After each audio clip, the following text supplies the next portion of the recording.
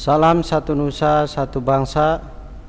Peserta didik kelas 12 di seluruh Nusantara. Kali ini saya akan melanjutkan video bab 2 tentang perlindungan dan penegakan hukum di Indonesia. Materi kali ini lebih khusus membahas tentang Komisi Pemberantasan Korupsi. Komisi Pemberantasan Korupsi disingkat KPK adalah sebuah komisi yang dibentuk pada tahun 2003 berdasarkan Undang-Undang RI Nomor 30 Tahun 2002 tentang Komisi Pemberantasan Tindak Pidana Korupsi. Tujuan dibentuknya KPK adalah untuk mengatasi, menanggulangi, dan memberantas korupsi. Untuk mencapai tujuan tersebut, KPK mempunyai tugas sebagai berikut. Pertama, koordinasi dengan instansi yang berwenang melakukan pemberantasan tindak pidana korupsi. Kedua, supervisi terhadap instansi yang berwenang melakukan pemberantasan tindak pidana korupsi. Ketiga, melakukan penyelidikan, penyidikan, dan penuntutan terhadap tindak pidana korupsi. Keempat, melakukan tindakan-tindakan pencegahan tindak pidana korupsi. Kelima, melakukan monitor terhadap penyelenggaraan pemerintahan negara. Selain memiliki tugas tersebut, KPK memiliki beberapa wewenang sebagai berikut. Pertama, mengordinasi penyelidikan, penyidikan, dan penuntutan tindak pidana korupsi. Kedua, menetapkan sistem pelaporan dalam kegiatan pemberantasan tindak pidana korupsi. Ketiga, meminta informasi tentang kegiatan pemberantasan tindak pidana korupsi kepada instansi terkait. Keempat, melaksanakan dengar pendapat atau pertemuan dengan instansi yang berwenang melakukan pemberantasan tindak pidana korupsi. Kelima, meminta laporan instansi terkait pencegahan tindak pidana korupsi. Dalam menjalankan tugas dan wewenangnya, KPK berpedoman pada asas sebagai berikut. Pertama, kepastian hukum, yakni asas dalam negara hukum yang mengutamakan landasan peraturan perundang-undangan, kepatutan, dan keadilan dalam setiap kebijakan menjalankan tugas dan wewenang KPK. Kedua, keterbukaan, yaitu asas yang membuka diri terhadap hak masyarakat untuk memperoleh informasi yang benar, jujur, dan tidak diskriminasi terhadap kinerja KPK dalam menjalankan tugas dan fungsinya. Ketiga, akuntabilitas, yakni asas yang menentukan bahwa setiap kegiatan dan hasil akhir kegiatan KPK harus dapat dipertanggungjawabkan kepada masyarakat atau rakyat sebagai pemegang kedaulatan tertinggi negara sesuai dengan peraturan perundang-undangan yang berlaku.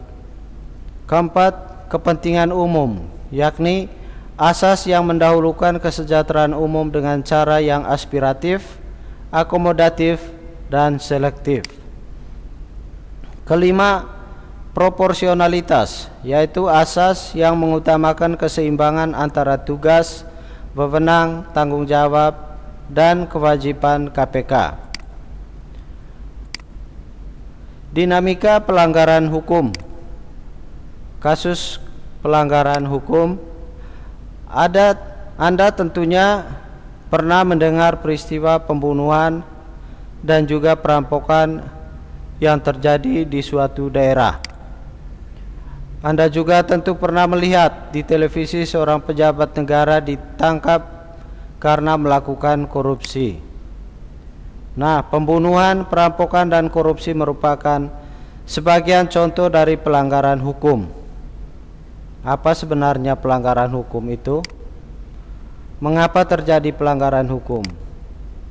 Pelanggaran hukum disebut juga perbuatan melawan hukum, yaitu tindakan seseorang tidak sesuai dengan atau bertentangan dengan aturan-aturan yang berlaku. Sekali lagi, pelanggaran hukum disebut juga perbuatan melawan hukum, yaitu tindakan seseorang yang tidak sesuai atau bertentangan dengan aturan yang berlaku.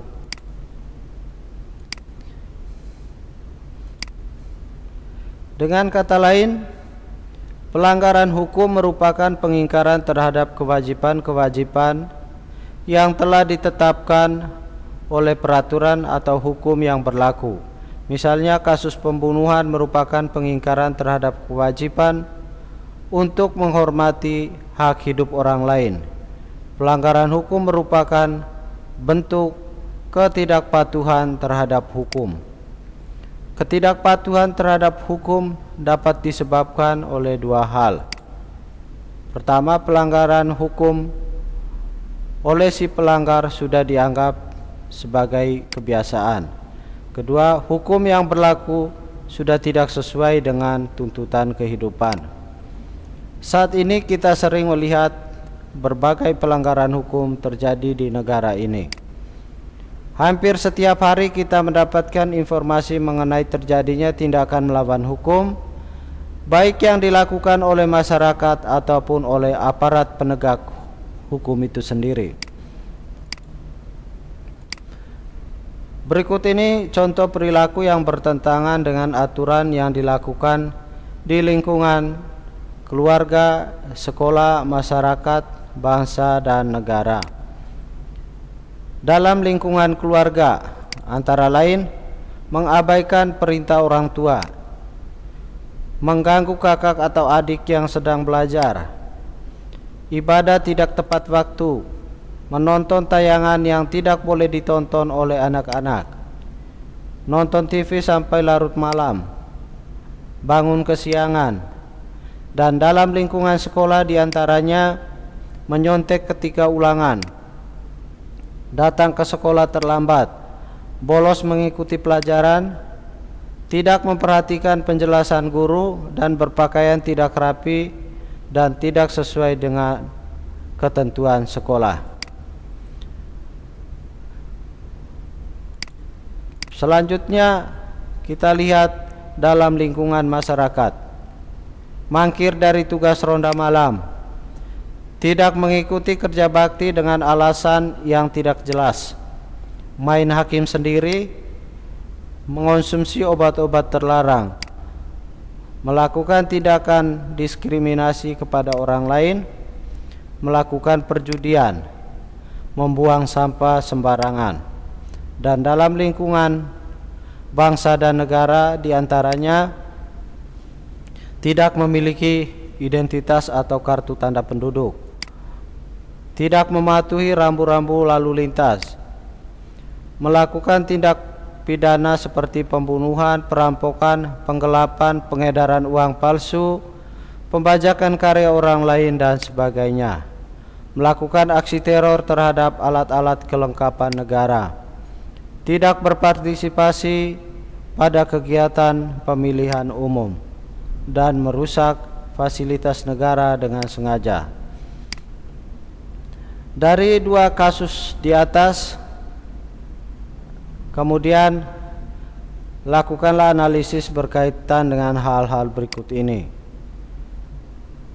Faktor penyebab terjadinya dua kasus tadi kira-kira apa?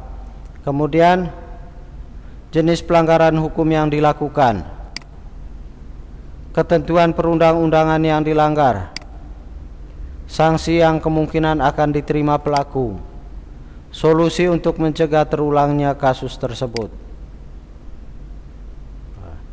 Kemudian kita lihat bagaimana sanksi terhadap pelanggaran hukum.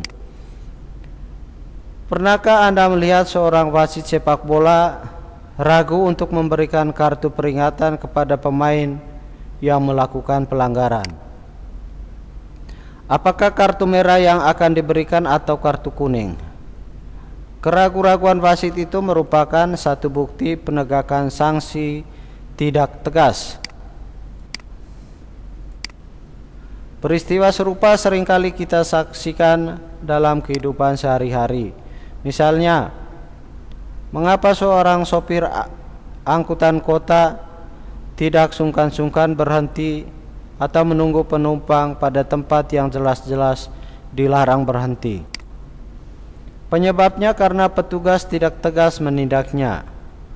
Karena peristiwa itu dibiarkan secara terus-menerus, tindakan tidak ditindak oleh petugas dan lama-kelamaan dianggap hal tersebut hal yang biasa.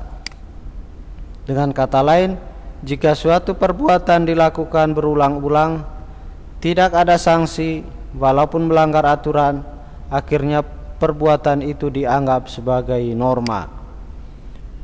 Seperti kebiasaan sopir angkutan kota tadi, karena perbuatannya itu tidak ada yang menindak, akhirnya menjadi hal yang biasa saja. Hal yang sama bisa juga menimpa Anda sekalian. Misalnya, jika para siswa yang melanggar tata tertib sekolah dibiarkan begitu saja tanpa ada sanksi tegas, esok lusa pelanggaran akan menjadi hal yang biasa. Perilaku yang bertentangan dengan hukum menimbulkan dampak negatif bagi kehidupan pribadi maupun kehidupan masyarakat. Ketidaknyamanan dan ketidakteraturan tentu saja akan selalu meliputi kehidupan kita jika hukum sering dilanggar atau ditaati. Untuk mencegah terjadinya tindakan pelanggaran terhadap norma atau hukum, dibuatlah sanksi dalam setiap norma atau hukum tersebut. Sanksi terhadap pelanggaran itu amat banyak ragamnya. Sifat dan jenis sanksi dari setiap norma atau hukum berbeda satu sama lain.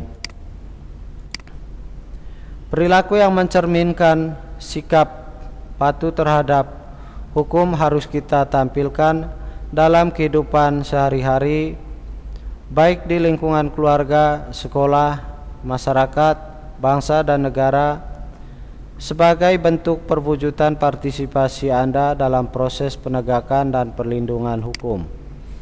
Berikut ini contoh-contoh perilaku yang mencerminkan kepatuhan terhadap hukum yang berlaku dalam lingkungan atau dalam kehidupan keluarga: mematuhi perintah orang tua, ibadat tepat waktu, menghormati anggota keluarga yang lain seperti ayah, ibu, kakak, adik, dan sebagainya, melaksanakan aturan yang dibuat dan disepakati oleh keluarga.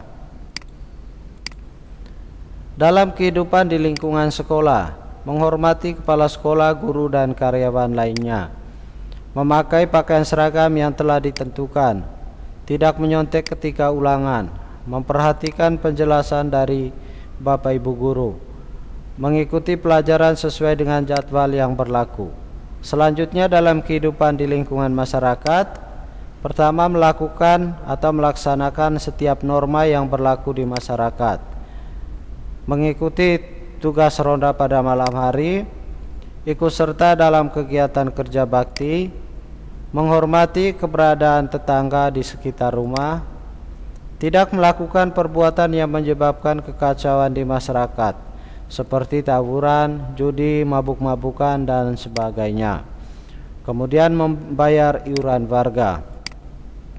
Dalam kehidupan di lingkungan bangsa dan negara, bersikap tertib ketika berlalu lintas di jalan raya, memiliki kartu tanda penduduk, memiliki SIM, ikut serta dalam kegiatan pemilihan umum, membayar pajak, membayar retribusi parkir, dan lain sebagainya. Jadi demikian materi kita kali ini, semoga bermanfaat, dan jangan lupa video ini di like, komen, dan subscribe.